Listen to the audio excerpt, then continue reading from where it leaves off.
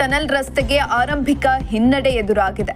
ಬೆಂಗಳೂರಿನಲ್ಲಿ ಹೆಬ್ಬಾಳದಿಂದ ಸಿಲ್ಕ್ ಬೋರ್ಡ್ವರೆಗೂ ಭೂಮಿಯೊಳಗೆ ಸುರಂಗ ಮಾರ್ಗ ನಿರ್ಮಿಸಿ ವಾಹನ ಸಂಚಾರಕ್ಕೆ ಅವಕಾಶ ನೀಡಬೇಕು.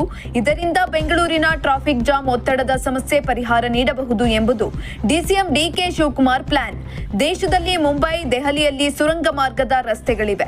ಜಮ್ಮು ಕಾಶ್ಮೀರ ಮತ್ತು ಹಿಮಾಚಲ ಪ್ರದೇಶದ ಬೆಟ್ಟಗುಡ್ಡ, ಕಣಿವೆ ಪ್ರದೇಶಗಳಲ್ಲಿ ಸುರಂಗ ಮಾರ್ಗದ ಹೆದ್ದಾರಿಗಳನ್ನೇ ನಿರ್ಮಾಣ ಮಾಡಲಾಗಿದೆ.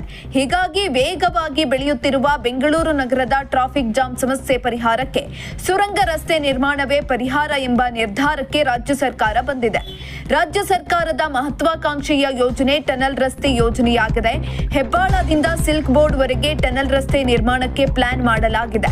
ಟನಲ್ ರಸ್ತೆ ನಿರ್ಮಾಣಕ್ಕೆ ಇತ್ತೀಚೆಗಷ್ಟೇ ಬಿ-ಸ್ಟೈಲ್ ಟೆಂಡರ್ ಕರೆದಿದೆ. ಸುರಂಗ ರಸ್ತೆ ಯೋಜನೆಗೆ 4 ಕಂಪನಿಗಳಿಂದ ಬಿಡ್ ಸಲ್ಲಿಕೆಯಾಗಿತ್ತು. ಅದಾನಿ ಗ್ರೂಪ್ ಕೇರಳದಲ್ಲಿ ನಿರ್ಮಿಸಿದ್ದ ಅಳಿಯೂರು ವೆಂಗಲಂ ರಸ್ತೆಯ ಒಂದು ಭಾಗ ಕುಸಿದಿತ್ತು. ರಾಷ್ಟ್ರೀಯ ಹೆದ್ದಾರಿ ಒಂದು ಭಾಗ ಕುಸಿತ ಸಂಭವಿಸಿತ್ತು. ಈ ಬಗ್ಗೆ ಪರಿಶೀಲನೆ ನಡೆಸಿದ್ದ NHAIನಿಂದ ಅದಾನಿ ಗ್ರೂಪ್ಗೆ ದಂಡ ವಿಧಿಸಲಾಗಿತ್ತು. ಜೊತೆಗೆ ಕಂಪನಿಯನ್ನ 1 ವರ್ಷ ಬ್ಲಾಕ್ ಲಿಸ್ಟ್ಗೆ ಸೇರಿಸಲು ಶಿಫಾರಸು ಮಾಡಲಾಗಿತ್ತು. ಅದಾನಿ ಗ್ರೂಪ್ ಅನ್ನ ಹೆದ್ದಾರಿ ನಿರ್ಮಾಣದ ಕಾಮಗಾರಿಗಳಿಂದ ಕಪ್ಪು ಪಟ್ಟಿಗೆ ಸೇರಿಸಬೇಕು ಎಂದು ಶಿಫಾರಸು ಮಾಡಲಾಗಿತ್ತು. ಈ ಅವಘಡಗಳ ಕಾರಣ ದಿಲೀಪ್ ಬಿಲ್ಡ್ಕಾನ್ ಮತ್ತು ಅದಾನಿ ಗ್ರೂಪ್ನ ಬಿಡ್ಗಳು ತಿರಸ್ಕೃತವಾಗುವ ಸಾಧ್ಯತೆ ಇದೆ. ಇನ್ನು ಟನಲ್ ರಸ್ತೆ ನಿರ್ಮಾಣದಲ್ಲಿ ಅನುಭವ ಹೊಂದಿರುವ L&T, ಟಾಟಾ ಗ್ರೂಪ್, ಅಫ್ಯಾನ್ಸ್, HCC ಕಂಪನಿಗಳು ನಮ್ಮ ದೇಶದಲ್ಲಿವೆ. ಆದರೆ ಈ ಯಾವುದೇ ಕಂಪನಿಗಳು ಟೆಂಡರ್ನಲ್ಲಿ ಭಾಗಿಯಾಗಿಲ್ಲ.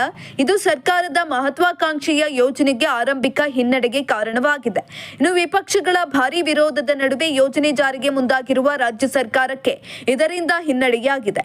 ಇದೀಗ ಅರ್ಹ ಕಂಪನಿಗಳು ಬಿಡ್ನಲ್ಲಿ ಭಾಗಿಯಾಗದೇ ಇರುವುದು ಟನಲ್ ರಸ್ತೆಗೆ ಹಿನ್ನಡೆಯಾಗುತ್ತಿದೆ. ಇಂತಹ ಇನ್ನಷ್ಟು ವಿಡಿಯೋಗಳಿಗಾಗಿ ಲೈಕ್ ಮಾಡಿ, ಫಾಲೋ ಮಾಡಿ, ಶೇರ್ ಮಾಡಿ.